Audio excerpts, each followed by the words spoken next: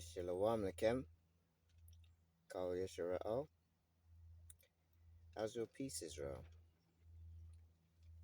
Welcome back to another video. And today again is the last Shabbat Yawam or Yom Shabbat of the month. This is the day that the Father has made that we're going to rejoice and be glad in it. So today we're going to come back with a nice closing out of the biblical Hebrew month, right? We're going to deal with some scriptures that are going to just keep ourselves abreast, because sometimes it's well and good, you know, talking upon things that's smooth, that are nice to hear, but we always have to balance things out. So today we're going to be looking at judgment.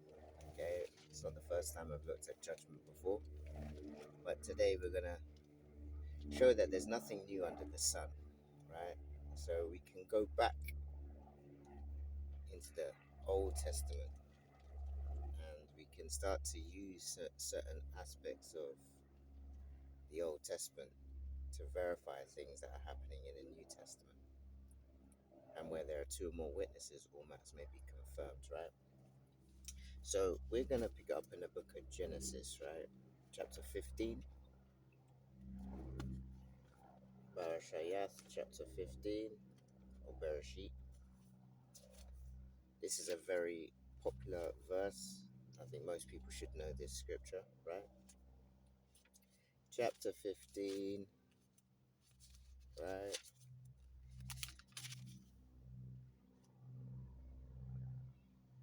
And we're going to pick it up in verse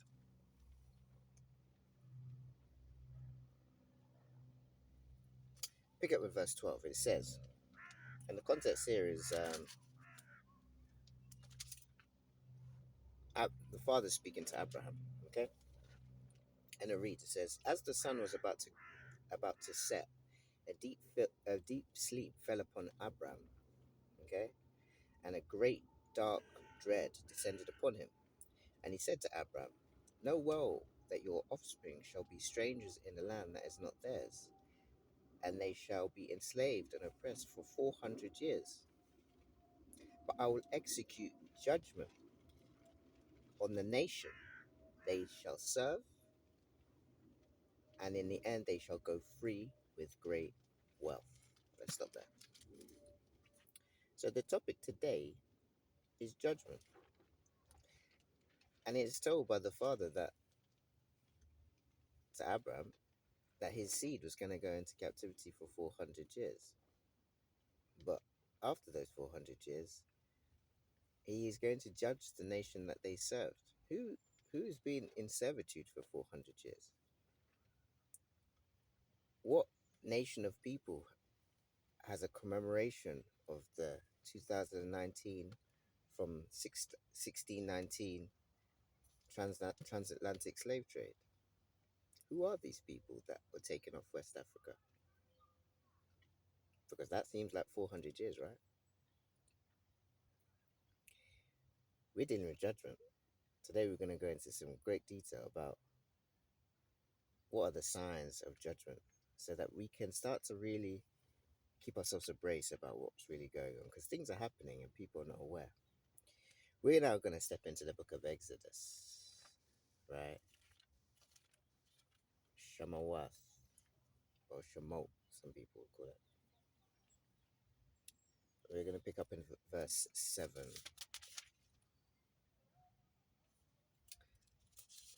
Verse 7. I'm sorry, not verse, chapter 7, right?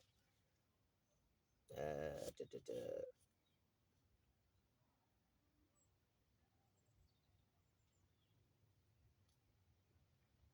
we're going to.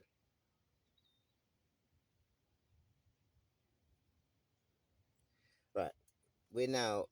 I'm going to give you context of what we're reading. So we're at this period where Mashah, or Moses, is now executing. I wouldn't say executor. He is the mediator of judgment to quote unquote Pharaoh.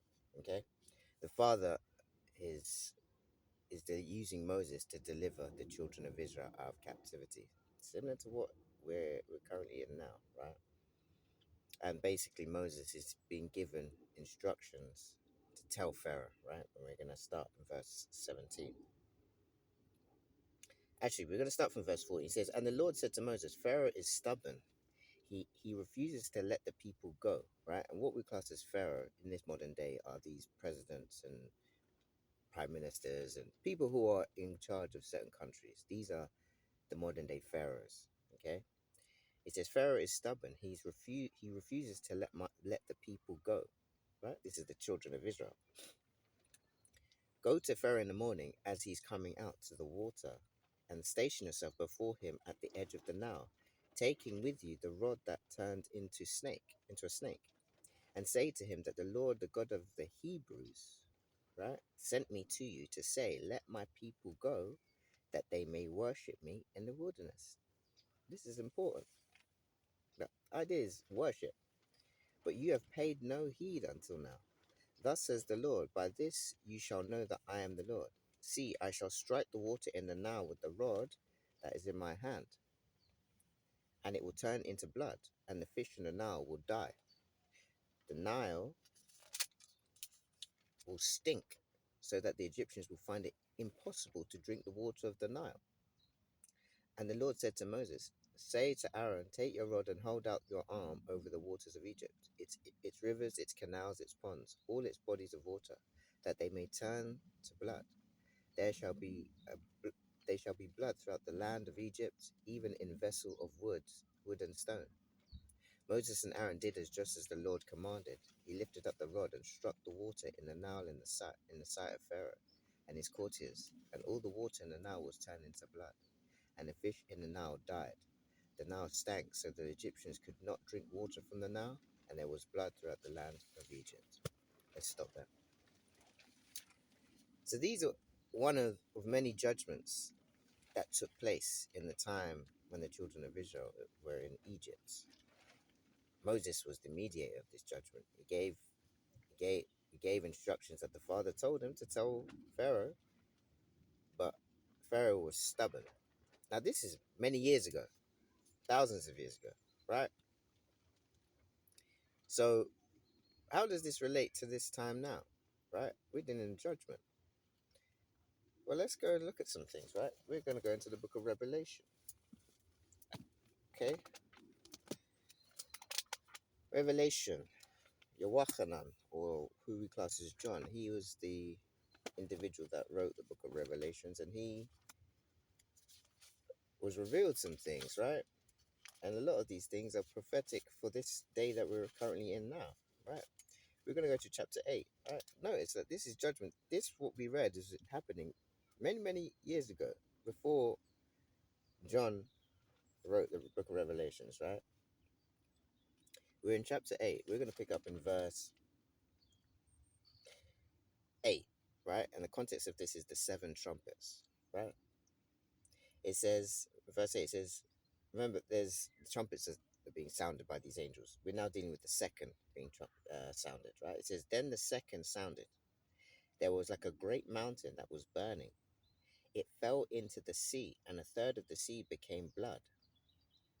So a third of all the creatures in the sea in which was life died, and a third of the ships was destroyed. Let's just stop there. So Yochanan, or John, is actually recalling a vision or dream or whatnot, where in the future, the Father's angels are going to sound seven trumpets, and the second trumpet is going to cause the rivers to turn to blood. A third of the sea, actually, to be honest, is going to turn to blood. Now, notice that trumpets, they're warning signs, right? But there's actually a judgment also that takes place after this. We're going to now go into where the judgment takes place. So this is a warning that the sea starts turning to blood. Go and search on the internet and type in YouTube, rivers turning to blood, right? Are we not starting to see some of these judgments taking place? I didn't put those videos on YouTube. There's places in this world that the rivers are now turning to blood. These were written thousands of years before these things occurring, right? We're going to go into chapter 16, right? We're now dealing with the seven bowls. Now, if anyone's ever read the seven bowls or the seven vials and the seven trumpets, if you actually parallel, you'll find that each trumpet coincides with each vial, right? So the angel sounded the second trumpet, right? So we're now going to read the what? We could actually read the second and the third because it talks about that. It kind of continues into the third, right? So the second trumpet is the second vial says, "Then the second angel poured out his bowl into the sea, and the sea became like a dead person. Every living being died in the sea. The third angel poured out his bowl in his rivers, and in the springs of water they became blood. Then I heard the angel of the water say, 'You, he who is and was, even the pure one, are righteous, because you judge these, because they shed the blood of prophets and of the saints, and you gave them blood to drink. They are deserving.' Then I heard the altar saying, 'Yes, O Lord God, ruler of all, your judgments are true and righteous.'" Okay? So we can see that in the time of Pharaoh, the father used the rivers turning to blood as a form of judgment. In the times that we're in now, one of the signs that we're going to see that the father is judging this earth, rather than just Egypt, is judging the earth, is going to be blood rivers or the sea turning to blood. Search it. All the things I'm saying, just go and search the stuff, right? We're just gonna go through some reoccurring judgments, right? We're gonna go back to the book of Exodus because there's nothing new under the sun, right? The father, he keeps things in perspective so that we know where we are in this thing. We're gonna go to book of Exodus chapter 8, still in the same context of Pharaoh being judged, right, or given the ability to stop the judgment, but because of the hardness of his heart, the judgments just keep coming, right? We're going to be in Exodus chapter 8. We're going to read from verse. We're going to read from verse 1. And it says, "And the Lord said to Moses, say to Aaron, hold out your arm with the rod over the rivers, the canals, the ponds, and bring up the frogs on the land of Egypt." Aaron held out his arm over the waters of Egypt, and the frogs came up and covered the land of Egypt. Okay? This was a judgment that took place. Frogs came out of the sea or the rivers and whatnot, and they came onto the land in large quantities, right? Let's see how this relates into this time, right? John Revelator, chapter 16. We're dealing with we're dealing with the vials here. 16 verse 12, right? This is the sixth angel pouring out his vials, right? It says, "Then the sixth angel poured out his vial upon the great river Euphrates, and its waters dried up, that the way of the kings from the east might be prepared. Then I saw from the mouth of the dragon and from the mouth of the creature, from the mouth of the lying prophet, three unclean spirits like frogs. For they are the spirits of demons that perform signs, which come upon the kings of the earth, to assemble them to the battle of the great day of God, ruler of all. Behold, it is coming as a thief. Blessed is the one who is awake and keeps watch over his garments, lest he go about naked and they see his shame. And he will gather them to the place which is called Hebrew Megiddo." Right? So we can see there's a recurring pattern going on here. Pharaoh received frogs, right? In the time that we're coming into, we're going to see these frogs, which are actually unclean spirits, the spirits of the Nephilim, right? Anyone who's watched the previous videos I've done, I've spoken about that. The Nephilim spirits, they remained and they become evil spirits on this earth, right? This is what these nations are entertaining. And one of the main ways they bring these spirits into these dimensions is through this CERN Hadron Collider smashing particles together, right? We'll do that. That's for another day. Okay, so Exodus. We're gonna go back to Exodus again, right? Exodus chapter 9, right? And we're gonna read from verse 8. Okay, and it reads in this wise. It's still doing Pharaoh and his judgments, right? It says, Then the Lord said to Moses and Aaron, Each of you take handfuls of soot from the kiln, and let Moses throw it towards the sky in the sight of Pharaoh. It shall become a fine dust over all the land of Egypt, and cause an inflammation breaking out in boils on man and beast throughout the land of Egypt. So they took the soot. Yeah, so they took the soot of the kiln and appeared before Pharaoh. Moses threw it towards the sky, and it caused an inflammation breaking out in boils on man and beast. Let's stop there. So we've seen blood rivers. That's a sign of judgment. Frogs, right? In this time coming, these are spirits, unclean spirits. Now we've seen boils that happened in Egypt, right?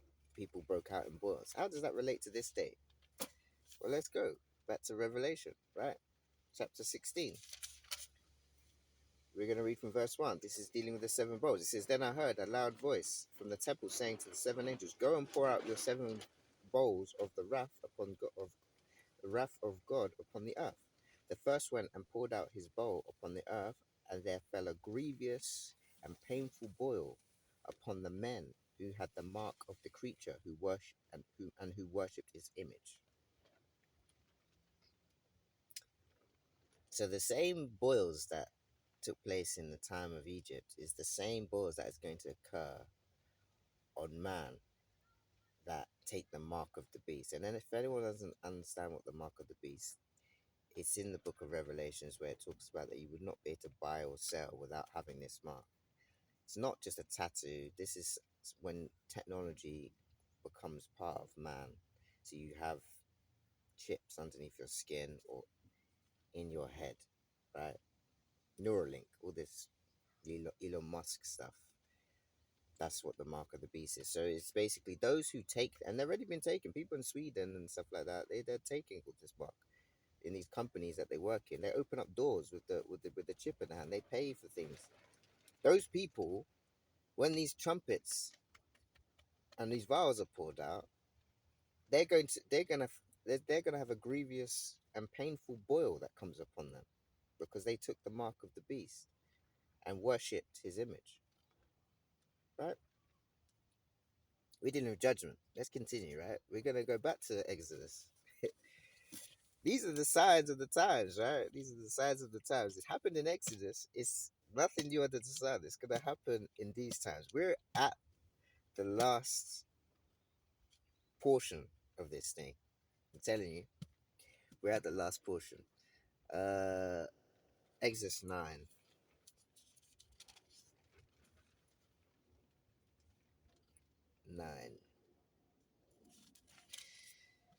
Chapter 9, verse 22, and it reads on this wise. It says, Then the Lord said to Moses, Hold out your arm towards the sky that the hail may fall on all the land of Egypt, upon man and beast, and all the grasses of the field in the land of Egypt. So Moses held out his rod towards the sky, and the Lord sent thunder and hail, and fire streamed down to the ground as the Lord rained down hail upon the land of Egypt. The hail was very heavy, fire flash, fire flashing in the midst of the hail, such as not such as had not fallen on the land of Egypt since it had become a nation. Throughout the land of Egypt, the hail struck down all that were in the open, both man, beast. The hail was also struck down all the grasses, the field, and shattered all the trees of the field. Only in the region of Goshen, where the Israelites were, there was no hail. Let's stop there. So the Father gets all the glory when it comes to this, and he's managed to put it in such a way that everyone in the land of Egypt got touched by this hail, but only the children of Israel didn't, right? which would make Pharaoh think that the God of Abraham, Isaac, and Jacob is really causing all of this to happen, right? But how is all this hail going to connect to this day? Well, let's see it. Let's go to, we're in chapter 8 of Revelations, right? Chapter 8. I think it's still, this is with the trumpets. Oh, no, it's not the trumpet. I think this is the seals. Revelations chapter 8. Oh, yes, chapter 8, verses 6. This is the first trumpet, right? And it reads on this way. It says, "And the seven angels with which the seven trumpets prepared themselves to sound. Then the first one, and there was hail and fire." Sounds exactly like how it was in Egypt, right? Hail and fire mingled with water, and they were cast upon the earth, and a third of the earth was burned up, and a third of the trees was burned up, and all the grasses of the earth was burned up. Okay? So when these angels start sounding these trumpets and pouring out these vials, the same elements that the Father has been using since the very beginning. That's what the Father uses to judge this earth. He uses the elements: wind, water, fire, the earth, earthquakes. You see what I'm saying? That's those are his judgments. Go and search all the earthquakes that have been happening on this earth. There are many happening. They don't announce them on the news. Just search it in Google and just say earthquakes, recent earthquakes. There will be websites that tell you they're happening all the time. You have to look for this stuff. That's the thing, right? If you're not, this the world is going to go by you, and before you know it, you'll be locked into something you wish you would have known earlier, right? We're still continuing. We're nearly finishing up. We're now going to go back to Exodus, right? We've seen the blood rivers, frogs, boils, hail. Now we're in chapter 10 of Exodus. We're going to go to verse 12, right? Let's see what this other judgment was. And it says, "Then the Lord said to Moses, hold out your arm over the land of Egypt for the locusts, that they may come upon the land of Egypt and eat up all the grass in the land, whatever the hail has left." So Moses held out so he can eat whatever, so he can eat up all the grasses in the land, whatever the hail has left. So Moses held out his rod over the land of Egypt, and the Lord drove an east wind over the land all the day and all night.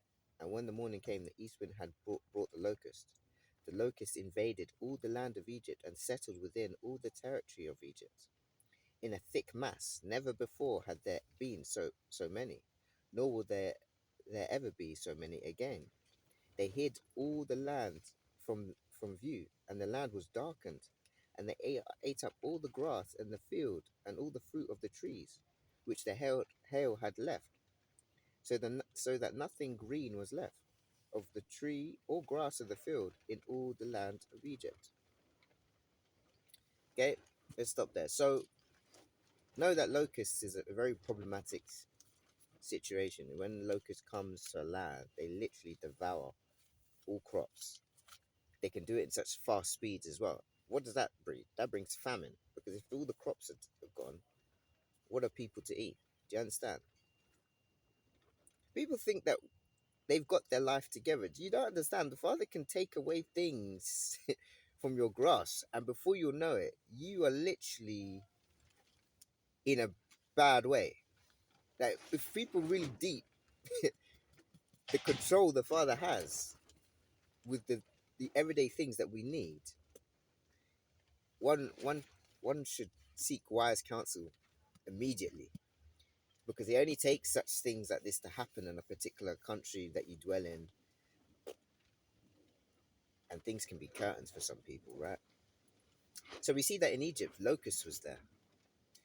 So let's go and see how the locusts are going to take a part in these times, right? We're in Revelation chapter 9. We're going to read from verse 1, and this is the fifth trumpet, okay? And it says, "And the fifth sounded, and I saw a star that fell from heaven unto the earth, and the key of the pits of the abyss, or the bottomless pit, it would say in some translations, was given to it, and smoke ascended from the pits like the smoke of a great furnace that is blazing, and the sun and the air were darkened by the smoke of the pits. Then locusts went forth, right, from the smoke of the earth, and the dominion that the scorpions of the earth have was given to them. And it was said to them that they should not harm the grass of the earth, nor any green plant, nor tree. So this is slightly different, right? They're not even going for the crops, but only people who do not have the seal of God on, or let's just say in, their foreheads, because in the Hebrew or Aramaic, the bait symbol represents in or on. So really, it should say in their foreheads, right? In their minds. And it was given to them that they should not kill them, but torment them for 5 months, and their torment was like the torment of a scorpion when it falls on a person. And in those days, people shall seek death and not find it, and shall desire to die, but death will flee from them. And the lightness of the locust was as the lightness of horses prepared for battle, and upon their heads was as it were a crown of the lightness of gold, and their faces were like human faces. Moreover, they had hair like women's hair, and their teeth were like lions. Further, they had a breastplate like an iron breastplate, and the sound of their wings was like the sound of chariots of many horses galloping to battle. I already mentioned that this sounds like what we class as the drones today, right? And they had tails as the lightness of a scorpion, and their stingers in their tails, and they had authority to harm mankind for 5 months. And there is a king over them, the angel of the abyss, whose name is in Hebrews Abadu, and in Aramaic his name is the Destroyer. One woe has come, behold, two woes are still coming. Stop there. So, there is nothing new under the sun. We've seen that the blood rivers occurred in Egypt, and the same blood rivers are going to be upon the earth. Not just Egypt. That was like a micro judgment. That was just particularly one nation, right? Even though a majority of the world were subject to this one nation, they were the rulers of that time. But what we class as Egypt today, we could say is current Babylon, right? Because Babylon, Mystery Babylon, is really the system that is taking the position of what we class as Egypt today, right? But it's going to be a whole world judgment, not just one particular landmass, right? So we're seeing the blood rivers is now blood seas, frogs is now unclean spirits, boils the same, but it's targeting people who've got the mark of the beast. Hail, same sort of hail, but it's going to be is it going to be a destructive force? Locusts not even going to be harming the fruit, the crops. It's going to be harming people, and these are more a modern term. The locust was a representation of something that John didn't actually understand as of yet, because technology wasn't around. So these locusts could easily be depicting that the drones that we see flying around in the sky, which are currently now dropping packages off for Walmart and whatnot. But before you know it, we're going to have many drones flying around doing all kinds of things. And what happens when these drones get in the hands of AI? And I already spoke about who's really behind AI.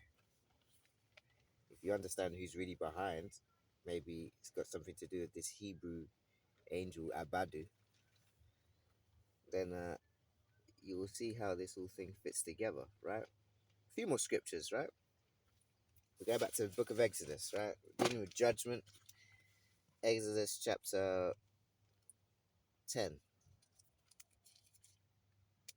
10, yeah. Chapter 10. We're going to pick it up in verse 21, right? It says, Then the Lord said to Moses, Hold out your arm towards the sky, that they may be darkness upon the land of Egypt, a darkness that can be touched. Moses held out his arm towards the sky, and thick darkness descended upon all the land of Egypt for 3 days. Okay?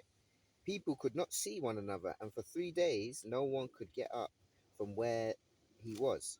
But all the Israelites enjoyed light and in their dwellings. Let's stop there, right? So, we can see that darkness is upon the land of Mitzrayim, or what we class as Egypt today. And it was so severe that people didn't even want to move. That's how dark it was. But again, the Father gets all the glory because the children of Israel, they were able to dwell in light. This must have been a very, very strange circumstance to see that happening, where there is darkness in one place, but some are enjoying light in their dwellings. Right? So let's just finish it off. Let's just see how this happens in these times, right?